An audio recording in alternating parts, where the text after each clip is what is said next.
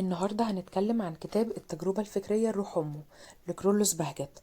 وطبعا هو من كتابي المفضلين، ودايما كتبه بتكون أسمائها غريبة جدا. وهو كمان صاحب كتاب المدخل لفهم سيكولوجية الإنسان المهذب، واللي هتلاقيه موجود عنه فيديو في القناة. الكتاب عبارة عن مقالات صغيرة مكتوبة بالعامية وبطريقة مبسطة جدا عن مواضيع تهمنا في علم النفس، بيجاوب فيها على الأسئلة كتير قوي. والنهاردة أنا عايزة أتكلم عن مجموعة من المقالات هو كتبها بتفسر شوية ايه اللي بيحصل في التحرش. وأول سؤال هنحاول ان احنا نجاوب عليه وهو: ليه الناس مش بتتدخل لما تشوف مشكلة أو حد بيتحرش بحد في الشارع؟ أو ليه بيعملوا نفسهم من بنها باللغة الدارجة؟ ده عشان حاجة اتكلم عنها الكاتب اسمها الباي ستاندرد افكت.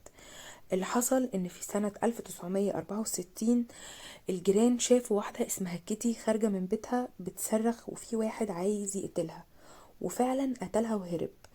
ده من غير ما اي حد يتدخل، وحتى اللي كلم النجدة وقتها كلمها متأخر. وده خلى علماء النفس يفكروا ليه محدش دافع عنها او حاول ان هو يمسكه.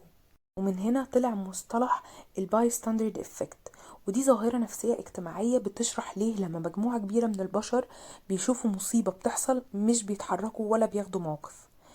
واحدة مثلا متحرش بيضايقها، محدش من الناس اللي واقفة بيتدخل خالص. العلماء فسروا الموضوع ده بان لما عدد الناس اللي بيكون شايف المشكلة كبير بتحصل حاجتين: اول حاجة التجاهل الاجتماعي، وتاني حاجة توزيع المسؤولية. ببساطة ان كل واحد بيكون واقف بيكون مستني يا اما حد تاني يتدخل، وبيسأل نفسه وقتها سؤال: هو الباقي ما اتحركش ليه؟ او اشمعنى انا اللي اتحرك؟ وبيحصل وقتها توزيع للمسؤولية، فمحدش في الاخر بيتحرك. نقطة تانية ان الانسان فطريا عايز يريح نفسه، فغالبا هيفكر ان اكيد الموضوع هيعدي على خير. وهنا الكاتب ذكر مقولة بتقول انه العالم بيعاني كثيرا ليس بسبب ظلم الاشرار، ولكن بسبب صمت الاخيار. تاني مقال هنتكلم عنه كان بعنوان law of effect او ما تسكتوش. هو قانون في علم النفس بيقولك انه الفعل لما يتقابل برد فعل كويس بيزيد، ولما يتقابل برد فعل عنيف بيقل. في مفهوم خطأ عند الناس وهو انهم لما يقابلوا المضايقة او الاساءة بالسكوت او بابتسامة، ده بيجبر المتسبب في الاساءة دي ان هو يقلل ان هو يعمل كده، كأنه بيحرجه يعني، او بيخليه ان هو بيقدر موقفه. انما اللي بيحصل انه العكس، وان هو بيتمادى في الاساءة دي. هو هنا اتكلم عنها بسكيل اعلى من اللي انا عايزة اسقطه عليه. انا شايفة اننا ممكن نسقط ده على التحرش.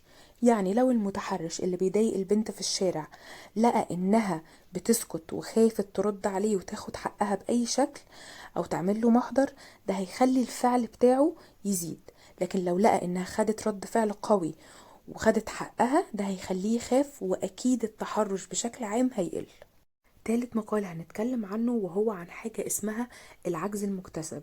سنة 1965 عالم السيكولوجي مورتن عمل تجربة غريبة شوية. التجربة كانت عبارة عن انه بيجيب كذا كلب ويحطهم في صندوق كبير، ويبتدي يرن جرس، بس اول ما الكلاب تسمع الجرس يروح على طول مكهربهم. طبعا كل ما يحاولوا يهربوا ما يعرفوش، عشان كربتهم والصندوق كان مقفول عليهم. المهم استمر على الموضوع ده حبة، فضل يرن الجرس ويكهرب الكلاب. لكن بعد فترة جه عند الصندوق وعمل زي فتحة كده عشان الكلاب تهرب منها، وفك الرباط اللي كان رابطهم، وابتدى يرن الجرس على اساس انهم يربطوا الجرس بالكهرباء ويهربوا. بس ما حصلش كده برضو، وفضلوا مكانهم. فابتدى يكهربهم على طول، بس المفاجأة انهم برضو ما نطوش، انما فضلوا يستحملوا الكهرباء من غير اي محاولة منهم للهروب. بغض النظر ان انا ضد التجربة وضد كهربة الكلاب، ولكن على المستوى البيولوجي لما الانسان بيتعرض لضغط بيطلع عنده هرمون السيروتونين علشان يواجه الضغط، فيهدى الانسان. ومع كل مرة الضغط بيزيد عليه الهرمون بيتفرز اكتر، لغاية ما يوصل لمرحلة انه كتير قوي بس مش بيقوم بشغله خالص. والحالة دي اسمها الهزيمة المشروطة. حقيقة بتقول إن الإنسان لما يتعرض لفترات طويلة لظروف صعبة ممكن يكتسب صفات اليأس واللامبالاة والعجز، ويكون قراره الأخير هو الاستسلام للوضع الحالي بدل ما يبذل مجهود في ظروف عمرها ما هتتغير. وده بالظبط ممكن يحصل للبنات اللي بتتعرض للتحرش كتير، وطول الوقت كمان بتشوف غيرها بيتعرض للتحرش، وما بيقدروش ياخدوا حقهم. ممكن ده يوصل البنات دي لليأس من انهم يحاولوا ان هم ياخدوا حقهم او يغيروا الواقع. بس لا، كل واحدة بتحاول تاخد حقها هتساعد ان يقل العجز المكتسب للباقي. بالمناسبة الكاتب ما اتكلمش عن علاقة العجز المكتسب بالتحرش، بس انا اتكلمت عنه من وجهة نظر التحرش بالنسبة لي، ولان انا شايفة ان هما ليهم علاقة ببعض قوية جدا.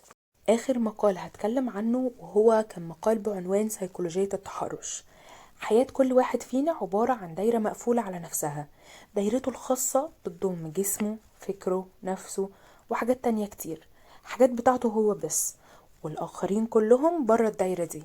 كل شخص مننا بيسمح لبعض الأشخاص اللي هو بيختارهم إنهم يقتحموا دايرته، وأي حد يحاول يقتحم دايرة أي حد تاني من غير إذنه فهو متحرش.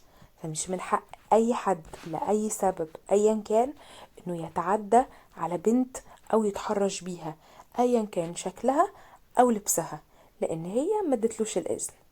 ومن نفس المنطلق خلي بالك انك ما تكونش المتحرش في حياة اي حد، سواء انك تكون بتتعدى على حقوقه النفسية او الفكرية. الفيديو الجاي هنجاوب على سؤال مهم قوي، وهو سؤال: هل المشاعر بتتناقش؟ لو عجبك الفيديو ما تنساش تضغط لايك وشير وسبسكرايب.